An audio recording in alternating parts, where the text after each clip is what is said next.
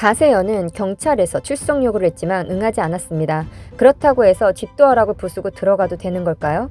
굳이 집으로 가지 않았어도 서울 가로수길에 언론사를 차려서 방송을 하고 있는데 방송할 때 그곳으로 가서 모두 체포영장을 집행했어도 되는데 굳이 왜 20명의 경찰분들과 함께 도어락까지 부숴가면서 체포영장 집행을 했을까요? 자세히 알아보도록 하겠습니다. 2021년 9월 7일 유튜브 채널 가로세로 연구진 3명 모두를 체포했습니다. 체포 당시 영상에서는 김세희 씨 자택인 현관 도어락을 부수고 수십 명의 경찰들이 들어왔는데요. 경찰은 체포영장 집행하러 왔고요. 김세희 씨는 체포영장이 발부됐기 때문에 현 시간부로 체포영장 집행하겠습니다. 김세희 씨는 진술 거부할 수 있고 변명의 기회가 있고요. 변호사 선임의 권리도 있습니다. 라고 말했습니다. 경찰 체포에 대해 어떻게 생각하세요? 라는 기자 질문에 김세희 씨는 너무나 황당한데요. 이걸 보면 조국 전 장관의 딸 이인영 장관의 아들에 대해서 의혹을 제기한 방송에 대한 비슷한 시간 강용석 씨 자택에서는 경찰 수명이 들어와 체포영장입니다. 이 역시 판사가 9월 16일까지 체포영장 집행하겠습니다.고 말하자 강용석 씨는 예 라고 답했습니다. 김용호 씨는 오전 집 근처에서 체포영장을 집행했고 김세희 씨와 강용석 씨는 오후 8시경 경찰과 대치를 하다가 결국 경찰이 자택문을 강제로 열고 들어가서 집행을 했는데요. 이들이 받은 혐의는 사이버 명예훼손, 모욕 등 10여 건의 사건에 대해서 수사를 하기 위해서라고 했습니다. 경찰의 설명은 이미 10여 차례 넘게 출석 요구를 했지만 모두 응하지 않아서 법원에 영장을 발부받아서 체포영장을 집행했다는 것이다 라며 입장을 밝혔는데요. 가세연의 입장은 이렇게 체포된 이유가 조국의 딸, 이인영의 아들, 현 정권 관련 인사 및 장관이라는 권력층의 딸 아들 명예훼손 사건 때문이라고 했습니다. 결국 현 정권의 탄압을 받는 취지의 내용이라고 입장을 내놓고 있는데요. 조국 딸 관련 내용은 작년 8월에 가로세로 채널에서 조국 전 장관이 모 여배우를 밀어줬다. 또 딸이 포르쉐를 타고 다닌다라는 의혹을 제기했던 것인데요. 여기에 대해서 민사소송이 제기되었고 또 형사적으로도 현재 진행되고 있습니다. 또 이인영 장관 아들 관련 내용은 병역 비리가 있다, 특혜를 받았다 이런 의혹도 제기를 했습니다. 위 내용 말고도 여러 가지 논란이 있었는데 어제 체포는 조국 딸 그리고 이인영 아들에 대한 여러 가지 이야기를 했기 때문이라고 김세희 씨는 입장을 밝혔습니다. 이에 많은 국민들 반응으로는 명예훼손인데 일반 가정집에 도어락까지 뜯어내면서까지 영장을 집행해야 하는 건가?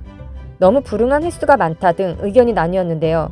통상적으로는 3차례 정도 불응하면 영장 신청한다고 하는데 실제로 이 경우는 10여 차례 불응하면서 아예 공권력에 대한 협조를 안 했다고 경찰은 본 것이고 이에 경찰은 영장을 검찰에 신청해서 검찰이 판단한 뒤 청구를 법원에 하고 법원에서 영장을 발급해 주었기 때문에 영장에 따른 체포 과정이라고 했습니다.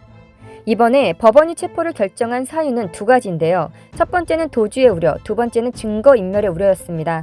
그러나 우리는 영상을 보아서 알다시피 김세희 씨도 강용석 씨도 도주하려 하거나 이미 방송된 영상을 증거인멸하려는 그 어떤 행동도 볼 수 없었는데요.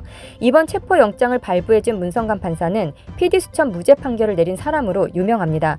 PD수첩에서는 미국산 소를 먹으면 광우병에 걸린다며 방송을 해서 국민들을 혼란에 빠뜨린 후 그 어떤 결말도 없이 흐지부지 끝내면서 사회적으로 큰 논란을 일으켰었는데요. 이에 대해 당시 정운천 농수산 장관이 정정 반론 보도 소송을 냈습니다. 이로 인해 서울 남부지법, 서울고법에서 PD수첩 죄를 인정한 것을 문성관 판사가 뒤집었는데요. 이들은 아무런 죄가 없다면서요. 아마도 많은 사람들이 현재 가세연 체포 사건에 대해 가장 우려하는 것은 사회적인 분위기 때문인데요. 최근에 정경심 안대 흉내낸 60대 유튜버가 징역 6개월의 구형을 받았습니다. 60대 유튜버가 정경심 안대를 흉내내어 사회적 풍자한 것이 명예훼손을 했다는 것으로 징역 구형의 이유였습니다. 그렇다면 박근혜 전 대통령을 풍자한 표창원은 왜 징역 구형 없이 MBC 라디오 방송을 진행하고 있는지 궁금해집니다. 이전 수없이 많은 개그맨들이 전직 대통령들을 흉내내며 풍자 개그를 했을 때에도 징역 구형은 어디에서도 찾아볼 수 없었습니다. 반면 정경심 따라한 유튜버가 명예훼손으로 징역 6개월 구형을 받고 손석희를 건드렸다가 팩맨이라는 유튜버는 지금 감옥에 가 있는 상황인데요. 이번 가세연은 조국과 이인영을 비판했다가 10여 차례 출석 요구에 응하지 않아 체포되었습니다. 수없이 많은 사람들이 사회적 인물 풍자를 통해 뼈 때리는 이야기와 재미를 더해 국민들과 공감하고 생각을 나누는 경우는 항상 있어 왔었습니다. 그런데 요즘 그 어떤 진실도 말해선 안 되고 특히 권력과 돈 앞에서는 너무나 쉽게 무너질 수밖에 없는 사회적 현상이 너무나 씁쓸합니다. 여러분들은 어떻게 생각하시나요? 과연 이것이 가세연만의 일일까요?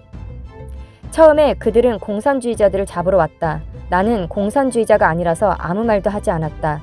다시 유대인을 잡으러 왔다. 나는 유대인이 아니므로 아무 말도. 다음엔 천주교 신도들을 잡으러 왔다.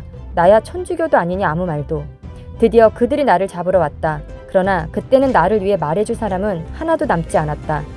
나치의 폭정에 저항했던 마틴 니멜러 목사가 했던 비유입니다. 권력의 폭정이 배양한 심리적 불안과 억압으로 표현과 언론의 의지가 사라지면 생길 일이다. 끝까지 시청해주셔서 감사합니다. 여러분들의 구독, 좋아요, 알림 설정은 소신 있는 영상 제작에 큰 힘이 됩니다.